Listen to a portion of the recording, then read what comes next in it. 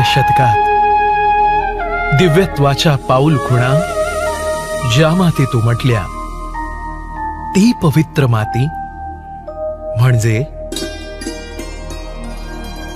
महाराष्ट्र राज्यातील अहमदनगर जिल्ह्यातील श्रीरामपूर तालुक्यात गोदावरी नदीच्या काठी वसलेले डोमेग्राम होय। डोमेग्राम हे श्रीरामपूर ते नेवासा या मार्गावरील भोकर गावापासून 9 किलोमीटर अंतरावर आहे। तसेच टाकळी भान या गावापासून उत्तरेस 7 किलोमीटर अंतरावर आहे।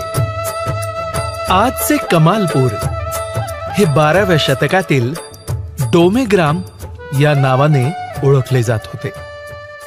डोंबाई या तत्कालीन ग्रामदेवतेवरून हे नाव रूढ झाले होते। डोमेग्राम या गावाला सध्याला कमालपूर या नावाने ओळखलं जातं। मुस्लिम राजवटीमध्ये काही गावाचे नाव बदलली गेली, जसे खातेगावचं हमरापूर, गव्हाणचं ममदापूर, तसं डोमेग्रामचं कमालपूर असं झालं। परंतु मानभावी ग्रंथामध्ये आणि समाज जीवनामध्ये डोमेग्राम हा शब्द रूढ आहे। सर्वज्ञ श्री चक्रधर स्वामींचे डोमेग्राम येथील 3 मठांमध्ये 6 महिने वास्तव्य झाले। महानुभाव संप्रदायातील लीळा चरित्र व स्थानपोथी या प्रमुख ग्रंथांचा आधार घेऊन 12व्या शतकातील त्रयमठ आज आपण अनुभवण्याचा प्रयत्न करूया। नाशिक त्र्यंबकेश्वर पासून उभय गोदावरीच्या तीरी खेळ क्रीडा करीत श्री चक्रधरांचे आगमन या डोमेग्रामीच्या त्रयमठामध्ये झाले। गावाच्या वायव्य दिशेला उंच भूभागावर असणारे हे वैभवशाली असे 3 मठ होय। महाद्वारातून आत प्रवेश केला की प्रथम केशव मठ म्हणजेच प्रसन्न मठ, मध्ये नारायण मठ म्हणजेच उंच मठ व शेवटी नृसिंह मठ म्हणजेच राजमठ असे क्रमाने येतात। या तिन्ही मठांना चहू बाजूंनी भक्कम असा परकोट होता, त्यास जगती असेही म्हणत। या जगतीचे मुख्य प्रवेशद्वार दक्षिणाभिमुख होते, त्यास महाद्वार म्हणत। या जगती लगत 4 स्वतंत्र पट्टीशाळा होत्या। महाद्वारामधून आतमध्ये प्रवेश करत असताना पश्चिम बाजूला 3 खणांची पट्टीशाळा होती। मधल्या खणामध्ये कदाकाळी गोसावियांना आसन होत होते। महाद्वाराच्या पूर्व बाजूला एक पट्टीशाळा होती, म्हणजेच सुएर स्थान होय। त्याच्याच पुढे पूर्व भिंतीला लागून 4 खांबांची पट्टीशाळा होती। येथे स्वामी कदाकाळी वेढे करीत असत। परकोटाच्या उत्तर भिंतीला देखील पट्टीशाळा होती। या ठिकाणी प्रवासी थांबत असत। कोलेकर परंपरा, भोजने परंपरा आणि विध्वंस परंपरा 3 परंपरेचे मठ होते। प्रसन्न मठाच्या दक्षिणेला भोजने परंपरेचा मठ होता, उंच मठाच्या पश्चिमेला कोलेकर परंपरेचा होता आणि राजमठाच्या पश्चिमेला महंत मालव्यास विद्वांस यांचा मठ होता। सध्याला मालव्यास विद्वांस आणि कोलेकर मिळून त्या जागेमध्ये विद्वांस महानुभावांचा आश्रम आहे। संप्रदायामध्ये तीर्थस्थान वंदनाला महत्त्व आहे। त्यापैकी महत्त्वाचं क्षेत्र श्री क्षेत्र डोमेग्राम आहे। सर्वज्ञ श्री चक्रधर प्रभूंचं या ठिकाणी 10 महिने वास्तव्य झालं, पैकी 6 महिने राजमठामध्ये स्वामी होते। या डोमेग्राम क्षेत्राच्या ठिकाणी सर्वज्ञ प्रभू 10 महिन्याच्या वास्तव्यामध्ये दररोज विहरणाला जात असत। गोदा नदीच्या दक्षिण काठावर पाणवठ्याच्या जवळ यमलाजून, पिंपळ, लिंब हे वृक्ष होते, ज्या तळी स्वामी जाऊन बसत आणि निरूपण करत। लिंबाला आणि पिंपळाला स्वामींचा संबंध होता। पैकी लिंब पुढे जाऊन जळाला वाळला, त्याचे काष्टपात्र आणि मणी वंदनामध्ये आलेले आहेत।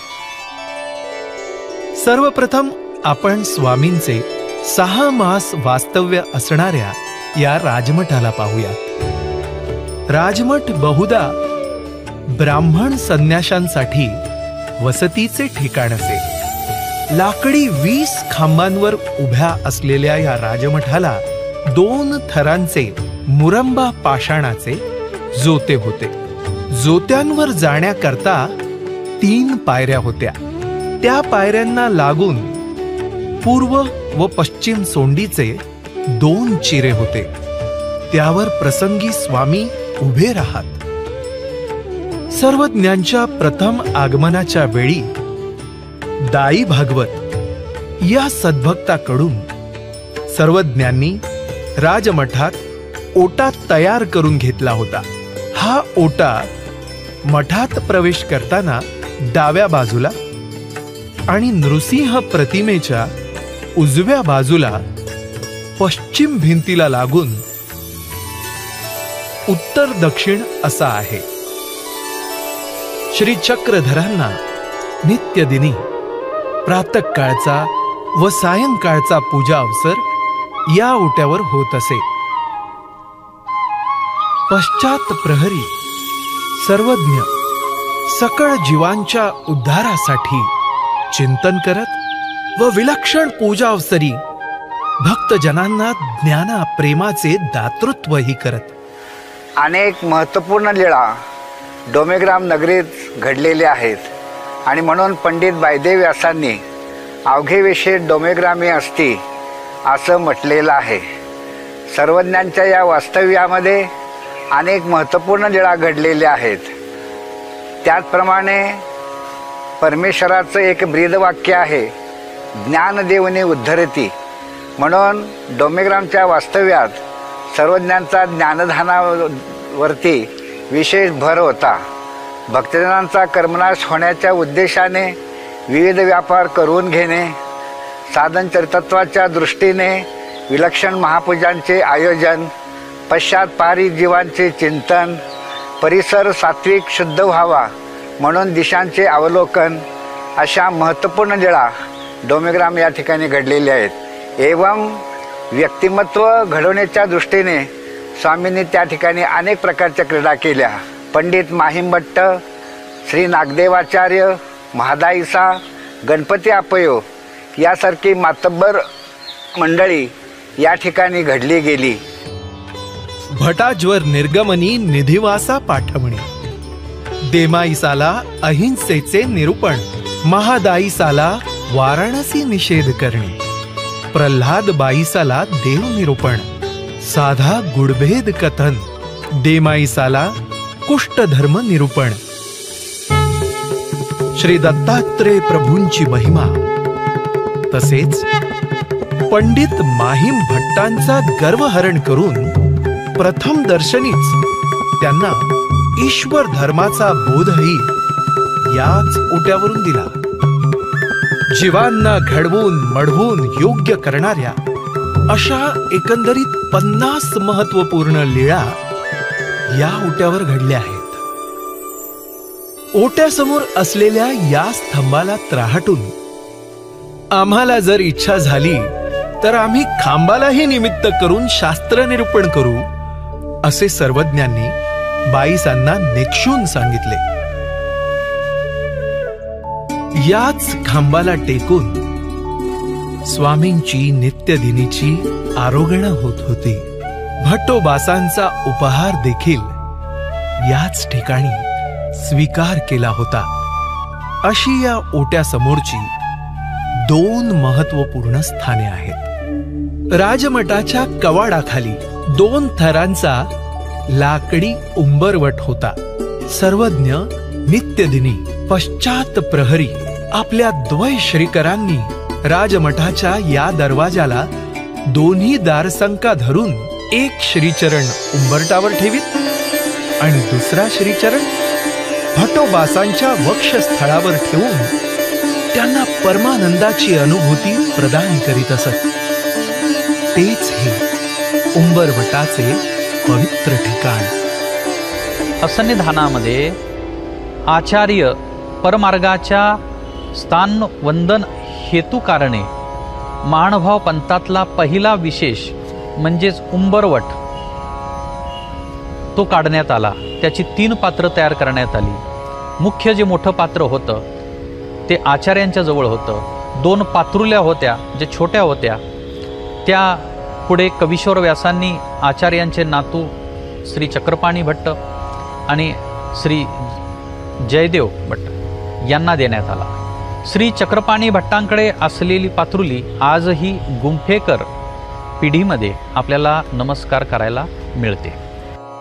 उंबरवट ओलांडून स्वामी या पटीशाळेतील नक्षीदार व शोभिवंत मदळसा धरून चरणचारी उभे राहत होते. साधा ईसाला अभय देण्याची लीळा याच पटीशाळेवर घडली. राजमठाच्या बाहेर पटीशाळेवर पश्चिमेस असलेल्या ओट्यावर सर्वज्ञांना नित्यदिनी दुपारचा पूजा अवसर होत असे. स्वामी विहरणाहून आले की या ओट्यावर बसत. अंगी टोपरे काढून भटोबासांच्या हाती देत. भटोबास ते खुंटीला टांगून ठेवत. जवळच वळचण होती, त्यावरही वस्त्र ठेवत. भाळ प्रदेशावर चंदनाचा आडा रेखीत व अक्षतेने अर्चन करून बाईसा नित्य नेमाने स्वामींच्या ठाई दुपारचा पूजा अवसर करत असत. पटीशाळेच्या पूर्व बाजूला गदो नायकाची पत्नी म्हाळा ईसाने आणलेले रेशमी वस्त्र ते स्वामींनी मल्लासारखे परिधान करून पटीशाळेत वेढे करत भक्तजनांना मालगंठीचा अलौकिक अवसर दाखविला. या लीळेचे प्रतीक आज आपण या ओट्याच्या रूपात पाहत आहोत. राजमठात जाण्यासाठी असणाऱ्या 3 पायऱ्या लगत असणारी ही पूर्वसोंडी. या पूर्वसोंडीवर उभे राहून स्वामींनी श्रीगोंदा गावातील दाको नावाच्या लोहाराला दर्शन दिले. दर्शन होताच दाकोने 5 वर्णी जाडी, चौरी, पोफळ फोडणा, आरती, धुपटणे आणि पोफळे अशा 6 वस्तू भेट दिल्या. पश्चिम सोंडी तुरुंगमारोहणी छिन्नपापी बीजे करणे या लीळेची आहे. येथीचा राजवाहक कोण होईल या स्वामींच्या प्रवृत्तीला पात्र झालेल्या भट्टोबासांच्या पाठीवर आरूढ होऊन सर्वज्ञ याच ठिकाणाहून छिन्नस्थळीला गेले. रायांगणाच्या पश्चिम परकोटाला एक खिडकी होती. त्यास पश्चिम खिडकी असे म्हणतात. पूर्व सोंडीच्या बाजूला मादनेचा चिरा होता. यावर स्वामींना 8 दिवसा क्षौर व 14 दिवसा मादने होत असे. मादने स्थानापासून पोळीच्या कडाने मोरी जात होती. त्यास परिवा असे म्हटले आहे. येथे भिक्षान्न टाकल्याबद्दल स्वामींनी नाथोबासांना शिक्षा पण केले. आज हे स्थान आपल्याला पाटील बाबा विशेषाजवळ दिसते. राजमठ आणि उंचमठ यामध्ये 9 हातांचे रायांगण होते. या रायांगणात स्वामी भोजना उपरांत प्रसंगी भटोबासांचा हात धरून शतपावली करत. यास वेढे करणे असे म्हणतात. ही लीळा आपल्याला षटकोनी ओट्याच्या रूपात अनुभवता येते.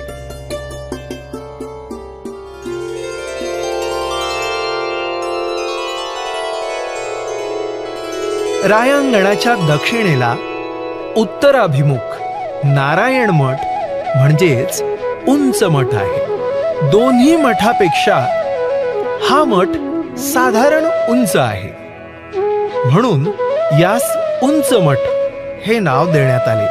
हा मठ पाषाणाचा असून 16 खांबांवर त्याची उभारणी करण्यात आली आहे. वरचे छत पूर्वी पाषाणाचे होते. आजही या मठाचे काही अवशेष आपणास पाहण्यास मिळतात. प्रद्धाचारात आढळणारा, परंपरेने बोलला जाणारा हा 18व्या शतकातला जीर्णोद्धार परणकर महानुभावांच्या नियोजनातून आणि हरकूबाई होळकर यांच्या आर्थिक निधीतून या मठांचा जीर्णोद्धार झाल्याचं आढळून येते. त्यांना महानुभाव पंथाचा अनुग्रह होता. या व्यतिरिक्त त्यांनी श्री दत्त गुंफा पंचाळेश्वर, श्री क्षेत्र डोमेग्राम येथील शिन्नस्थळी आणि कन्हैयालाल मंदिर कणाशी या मठांचाही जीर्णोद्धार केल्याचे आढळून येते. त्यानंतर पुढे 20व्या शतकामध्ये कैवल्यवासी मोगलेदादा यांनी सन 1960-62च्या दरम्यान हा जीर्णोद्धार केलेला आपणास आढळून येतो. या जीर्णोद्धारात मात्र व्यापक प्रमाणामध्ये स्थानाची यथास्थिती न बदलता मठत्रयांच्या भौगोलिक स्थितीमध्ये मात्र बदल झालेल्याचे आढळून येते. त्यानंतर 21व्या शतकामध्ये प्रस्तुत आपणास दिसत असलेला जो जीर्णोद्धार आहे तो कैवल्यवासी प्रेमजीबाई रुपारेल यांच्या नियोजनातून हा जीर्णोद्धार आपणास झालेला दिसून येतो. हे देखील तैसे आठविजे या आज्ञेनुसार स्थानवंदन करत स्वामींच्या लीळेंचा अनुभूती आनंद अनुभवूयात. उंच मठ हे भक्तजनांचे उठण्या बसण्याचे ठिकाण होते. उंच मठावर चढून जाण्यासाठी 5 किंवा 7 पायऱ्या होत्या.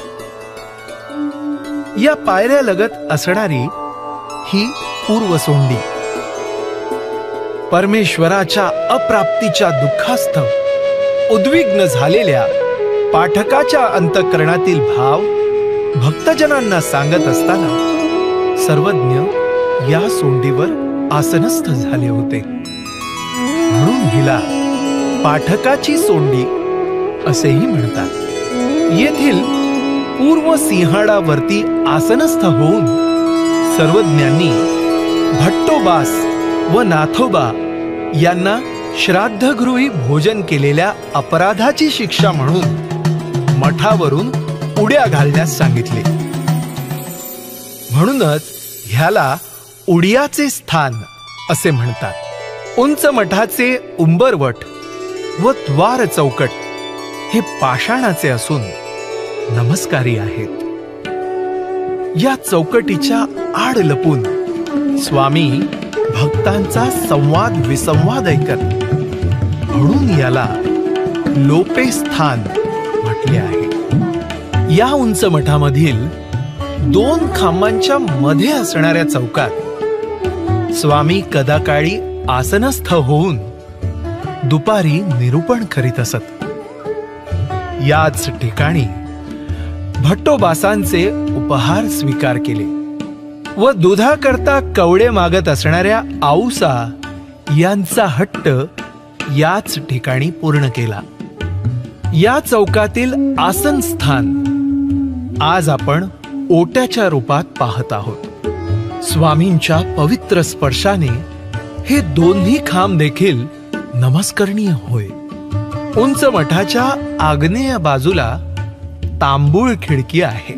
बाहेरून येताना स्वामी या कोपऱ्यात तांबूळाची पीक टाकत होते. उंच मठाच्या छतावर जाण्याकरता वायव्य दिशेला दादरा म्हणजे जिना होता. हाच जिना चढून स्वामी उंच मठाच्या छतावर जाऊन नेवाशाच्या वाटेकडे दृष्टी लावून भट्टोबासांची वाट पाहत उभे होते. उंच मठ व प्रसन्न मठ या दोन्ही मठांच्या मध्ये 2 हाताची बोळ होती. तेथे कदाकाळी स्वामी रात्रीच्या वेळेस लघु परिश्रयाला जात होते. प्रसन्न मठ हा काष्टाचा म्हणजेच लाकडी 16 खांबांवर उभारलेला असून माळवधाचा होता. या मठात संन्यासी साधकांच्या विश्रांतीसाठी आग्नेय बाजूला पूर्व पश्चिम ओटा होता. येथे बसून स्वामी निरूपण करीत.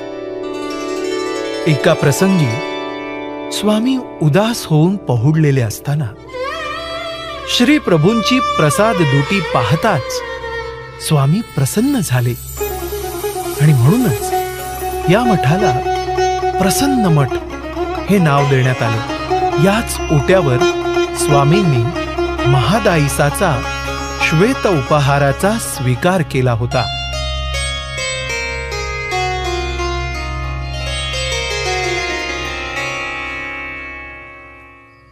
एका प्रसंगी मध्यान्ह रात्री स्वामी जेव्हा मठाच्या वरती उभे होते तेव्हा स्वामींच्या श्रीमूर्तीपासून प्रकाश निघाला.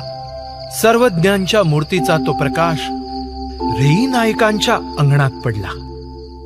प्रसन्न मठाच्या दक्षिण भिंतीला असणारा हा लहानसा ओटा आपल्याला त्या प्रकाश दर्शनाची लीळा आठवण करून देतो. परकोटाच्या पश्चिम भिंतीकडे स्वामी पश्चात प्रहरी दीर्घ परिश्रयासाठी जात होते. त्याचे प्रतीक म्हणजे हे दोन्ही ओटे. प्रसन्न मठाच्या बाहेरील बाजूला 8 खांबांवर उभारलेली उत्तर दक्षिण सैन पटिशाळा होती. स्वामी छिन्न स्थळीवरून येताना पावसात भिजले. तिमलेली म्हणजेच ओली वस्त्रे फेडून रेई नायकांकडून आलेली नवीन वस्त्र परिधान केली व या पटिशाळेवर रेई नायकांचा उपहार भक्तजनांसह स्वीकार केला. महाद्वाराच्या पूर्व बाजूच्या पटिशाळेवर सर्वज्ञांनी नाथोबान करवी एका निराश्रित स्त्रीचे सुएर म्हणजेच बाळंतपण करविले.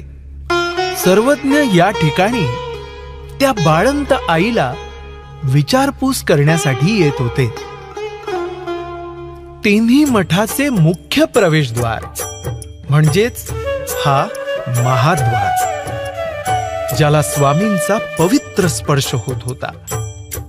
या ठिकाणी स्वामींनी भट्टोबासांना भिक्षांनाचे महत्व निरूपण केले. नित्यदिनी विहरणाला जात असताना महाद्वाराच्या बाहेरील बाजूस चरणचारी उभे राहून सर्वज्ञ दिशा अवलोकुनी अमंगल असणाऱ्या दिशा मंगल करीत होते. ते हे ठिकाण होय. अशा प्रकारे परब्रह्म परमेश्वर अवतार सर्वज्ञ श्री चक्रधरांच्या श्री चरण स्पर्शाने पावन झालेल्या या डोमेग्रामच्या पवित्र भूमीला अभिवादन करूया.